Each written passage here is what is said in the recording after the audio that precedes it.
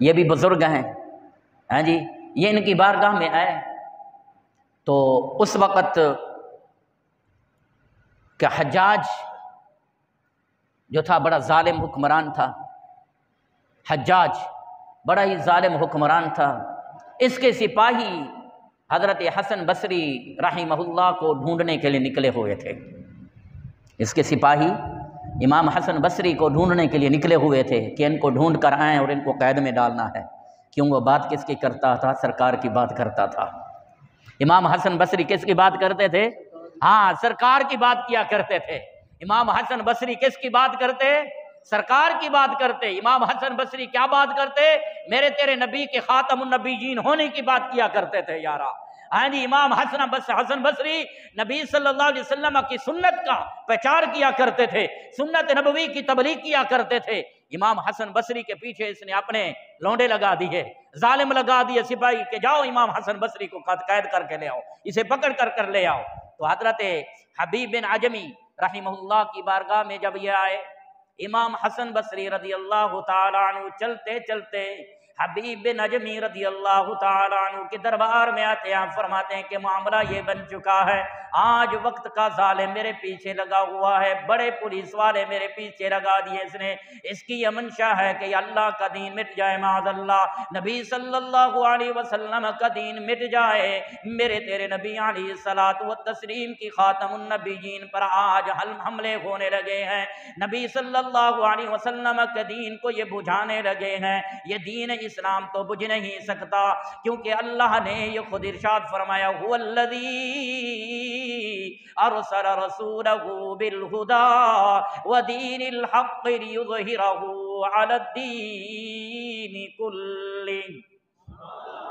اللہ نے ارشاد فرمایا کہ یہ دین غالب ہو کر رہے گا، لیکن تیرا میرا کام کیا ہے کہ اللہ کے دین کو بلند کرنا ہے، اللہ کے دین کو بلند کرنا ہے، یعنی مٹانا نہیں بلکہ سہارا دینا ہے، دین کو بلند کریں گے اللہ مدد فرمائے گا۔ یا ایھا الذین آمنوا ان تنصروا اللہ ینصرکم، اے ایمان والو تم اللہ کے دین کی مدد کرو گے، اللہ تمہاری مدد فرمائے گا، اللہ تمہاری مدد فرمائے گا۔ امام حسن بصری رحمہ اللہ جب چلے، حضرت حبیب بن عجمی کی بارگاہ میں آئے، آپ نے فرمایا امام اب گھبرانے کی کوئی بات نہیں ہے، آپ میرے اس آستانے میں تشریف رکھیے۔ چلتے چلتے حجاج بن یوسف کے لونڈے، ہاں جی، حجاج کے ظالم پولیس والے چلتے چلتے انہی کے دربار میں آ گئے، آستانہ میں جب آئے پوچھنے لگے یار تمہارے پاس امام حسن بصری ہے کہ نہیں؟ آپ فرمانے لگے ہاں میرے پاس ہے۔ کیا کہنے لگے؟ میرے پاس ہے امام حسن بصری۔ انہوں نے کہا کہاں؟ آپ نے فرمایا ڈھونڈ لو۔ وہ پولیس والے ظالم لوگ ایک ایک کمرہ چیک کیا، ایک ایک جگہ چیک کی، لیکن امام حسن بصری نظر نہ آئے۔ کمال نظر آیا کہ نہیں؟ بات سمجھنے والی بات یہ ہے، آگے فرماتے ہیں کہ تین پھر آئے، انہوں نے کہا یا بتلاؤ تمہارے پاس امام حسن بصری ہیں کہ نہیں؟ آپ فرمانے لگے ہاں میرے پاس ہے۔ پھر ڈھونڈنا شروع کر دیا، پھر امام حسن بصری انہیں نظر نہ آئے، پھر واپس پڑے کر آئے، کہنے کہ یار آپ ہم سے مذاق کر رہے ہو، ہمارا مذاق اڑا رہے، تمہارے پاس نہیں۔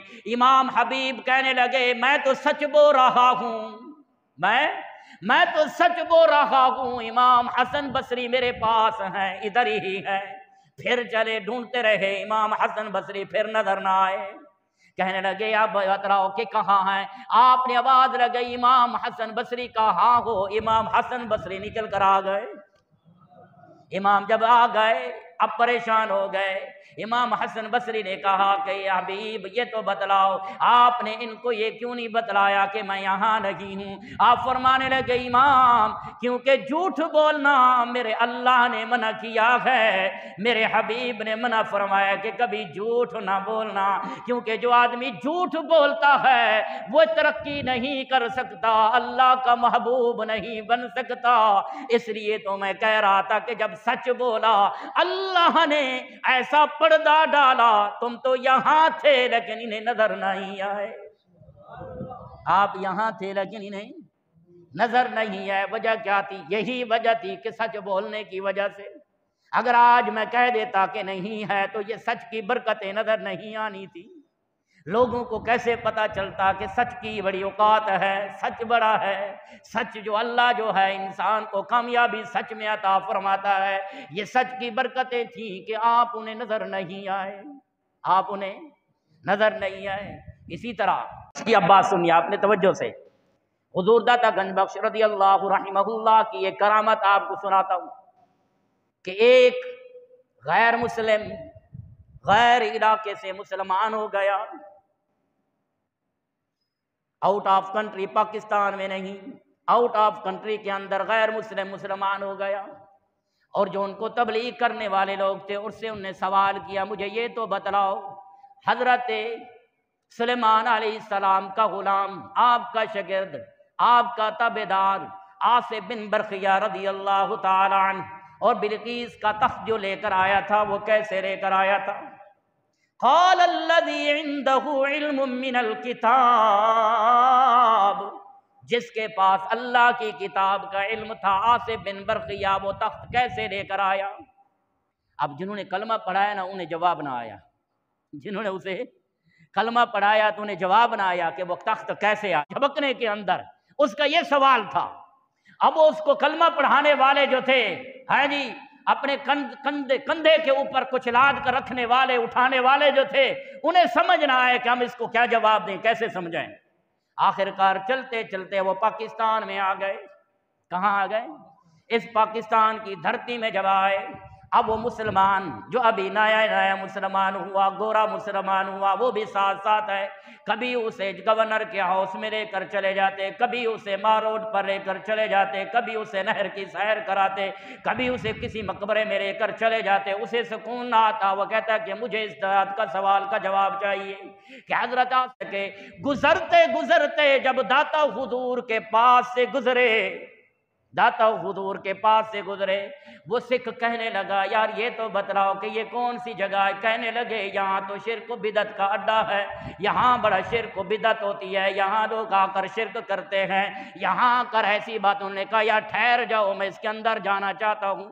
وہ 7 آدمی داتا حضور کے جب دربار میں جب آ گئے، اب اس آدمی نے جب وہاں آیا تو ایک بزرگ باریش خوبصورت جوان آیا، یہ بتلاؤ میرا یہ سوال ہے کہ حضرت آصف بن برخیہ رحم اللہ رضی اللہ عنہ نے وہ تخت بلقیس کیسے لے کر آئے تھے؟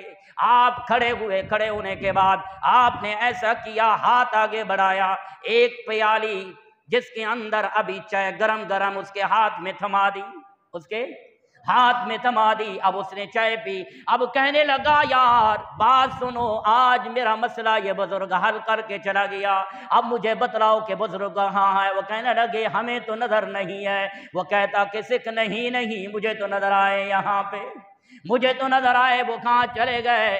کہتے کہ آج میرا مسئلہ حل ہو گیا کہ وہ تخت کیسے آیا تھا یہ بتلاؤ۔ کہتا خدا کی قسم یہ جو میرے ہاتھ میں پیالی ہے یہ یہاں کی نہیں ہے، جو میرا گھر ہے وہاں پر وہاں کی پیالی جب یہاں پہنچ گئی۔ آج مجھے سمجھ آ گئی اللہ کے اس ولی نے کیسی ایک پلک جھپکنے کے اندر تخت بلقیس کو حضرت سلیمان علیہ السلام کی دربار میں حاضر کر دیا۔ میں نے کہا اتنا دور میرا گھر اور یہ میرے گھر کی میرے پاس جب پیالی آ گئی ہے تو اللہ ایسے ولیوں کو ایسی طاقت دیتا ہے کہ دور کی چیز قریب ہو کر آ جاتی۔ کہتا تم تو مجھے نہیں سمجھا سکے، آج مجھے ایک بزرگ سمجھا کے جا رہا ہے۔ اب اس کے سکھ کی قبر بھی ادھر ہی ہے، ذات حضور کے آس